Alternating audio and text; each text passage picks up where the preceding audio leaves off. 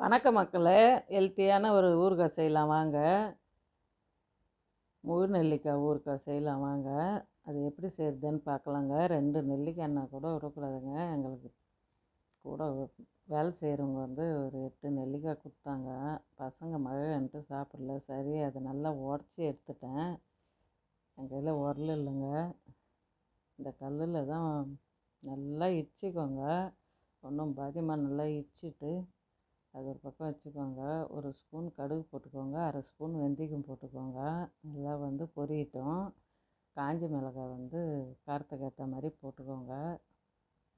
மிளகாய் வறுக்க வேண்டியதில்லை. அந்த பொடியை எடுத்து கொட்டிடுங்க. கல் உப்பு போடுங்க, சால்ட் உப்பு போடாதீங்க. கடுகு போடுங்க, பூண்டு போடுங்க. இது ஊற ஊற நல்லா பூண்டு டேஸ்ட்டு வருங்க. அந்த எண்ணெயை எடுத்து ஊற்றிட்டு 2 நாள் வெயிலில் வச்சு சாப்பிட்டு பாருங்களேன், அவ்வளோ டேஸ்ட்டாக இருக்குங்க. பிடிச்சிருந்தா லைக் பண்ணுங்கள்.